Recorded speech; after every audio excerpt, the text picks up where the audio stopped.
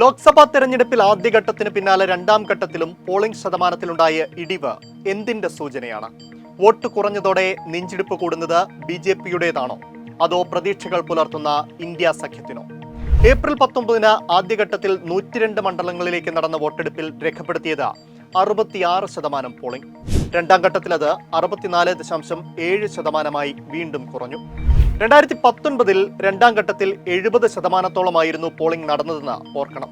12 സംസ്ഥാനങ്ങളിലും ജമ്മുവിലുമായി 88 മണ്ഡലങ്ങളിലേക്കായിരുന്നു ഏപ്രിൽ 26-ന് വോട്ടെടുപ്പ്. 80 സീറ്റുകളുള്ള ഉത്തർപ്രദേശിൽ, 48 സീറ്റുകളുള്ള മഹാരാഷ്ട്രയിൽ, 40 സീറ്റുകളുള്ള ബീഹാറിൽ ജനത്തെ വോട്ടിൽ നിന്നകറ്റിയത് എന്താകും? 2019-ൽ UP-യിൽ രാമക്ഷേത്രമായിരുന്നു ഹൈലൈറ്റ്. എന്നാൽ രണ്ടാം ഘട്ടത്തിൽ ഏറെ വൈകിയും കിട്ടിയ കണക്ക് 54.85% മാത്രം. 2019-ൽ 62% രേഖപ്പെടുത്തിയ സ്ഥാനത്താണിത്. വോട്ടെടുപ്പ് നടന്ന 8 മണ്ഡലങ്ങളിൽ 7ഇടത്തും BJP എംപിമാരാണ്.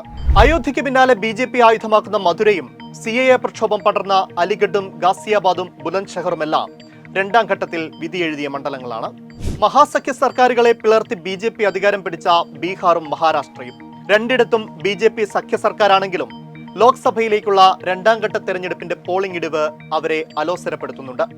മഹാരാഷ്ട്രയിൽ 59.6%, ബീഹാറിൽ 57% മാത്രമാണ് പോളിംഗ്. അന്തിമ കണക്കിൽ ഒരൽപ്പം മാറ്റമുണ്ടാകാം. ബീഹാറിൽ വോട്ടെടുപ്പ് നടന്ന 4-ൽ 3-ഉം BJP സഖ്യകക്ഷിയായ JDU-വിൻ്റെതാണ്. പോളിംഗ് 55.08% മാത്രം.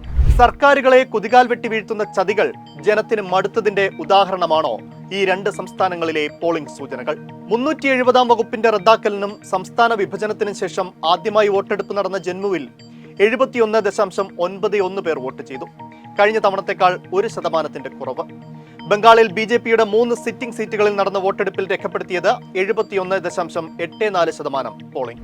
രാഹുൽ ഗാന്ധി, ഹേമ മാലിനി, ഗജേന്ദ്ര സിംഗ് ഷെഖാവത്ത്, ശശി തരൂർ, രാജീവ് ചന്ദ്രശേഖർ, ശോഭ കരന്തലജെ, HD കുമാരസ്വാമി തുടങ്ങിയ പ്രമുഖർ ജനവിധി നേടിയ രണ്ടാം ഘട്ടത്തിലാണ് വോട്ടർമാരുടെ മെല്ലപ്പോക്ക്. രാഹുൽ ഗാന്ധി തരംഗത്തിൽ കുതിച്ച 2019-ലെ കേരളത്തിന്റെ പോളിംഗിന്റെ അടുത്തെങ്ങും എത്തിയില്ല ഇത്തവണത്തെ പോളിംഗ്. BJP പ്രതീക്ഷ കൽപ്പിക്കുന്ന തൃശൂരിൽ 5-ഉം തിരുവനന്തപുരത്ത് 7% ഇടിവാണ് ഈ കുറി കണ്ടത്. രാജസ്ഥാനിൽ 13 മണ്ഡലങ്ങളിലേക്ക് നടന്ന രണ്ടാം ഘട്ടത്തിൽ രാത്രി വൈകി ലഭിച്ച കണക്ക് പ്രകാരം വോട്ടിംഗ് 64.07%. 2019-ൽ 68% പോളിംഗ്. മധ്യപ്രദേശിൽ വോട്ടെടുപ്പ് നടന്ന 7 മണ്ഡലങ്ങളും BJP-യുടെ സിറ്റിംഗ് സീറ്റുകൾ. പോളിംഗ് 60%-നടുത്ത്. ഛത്തീസ്ഗഡിൽ 75-നടുത്ത്. ത്രിപുരയിലും മണിപ്പൂരിലും ഓരോ സീറ്റിലേക്കായിരുന്നു വോട്ടെടുപ്പ്. 79.46% രേഖപ്പെടുത്തിയ ത്രിപുരയിലാണ് രണ്ടാം ഘട്ടത്തിലെ ഉയർന്ന പോളിംഗ്. കഴിഞ്ഞ തവണ രേഖപ്പെടുത്തിയത് 82% വോട്ടാണെന്ന് ഓർക്കണം.